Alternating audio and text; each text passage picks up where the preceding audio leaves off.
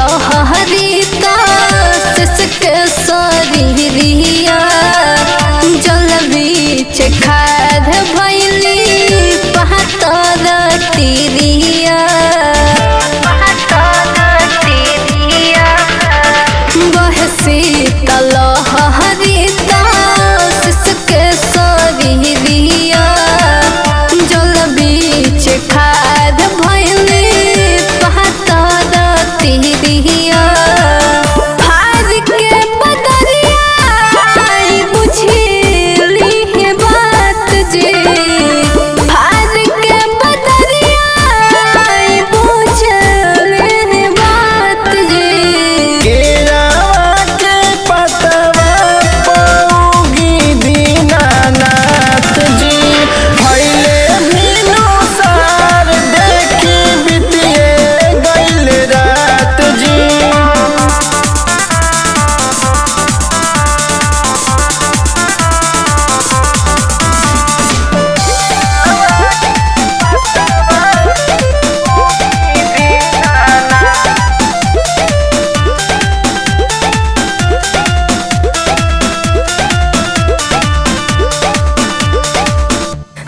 जोरी अर्जी करी करिले गोहरिया एक टक पूर्वे ओरिया देख ले नजरिया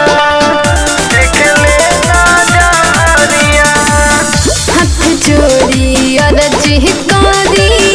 करिले गोहरिया एक टक पूर्वे ओरिया देख ले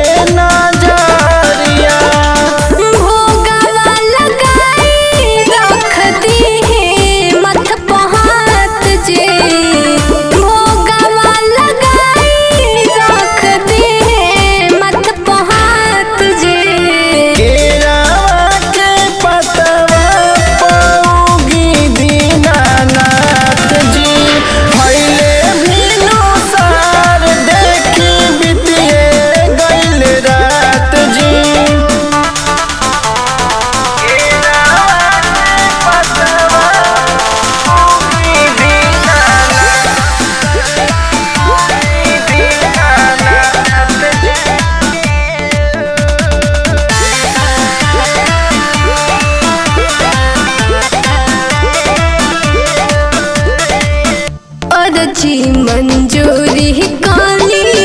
बुझली मजबूरी के करली स्वीकार पूजा विनायक बिशनपुरी के और जी मंजूरी काली बुझली मजबूरी के करली स्वीकार पूजा सकती सूरज देव शरण में झुकाली मत जी सकती सूरज देव शरण में झुकाली मत जी केरा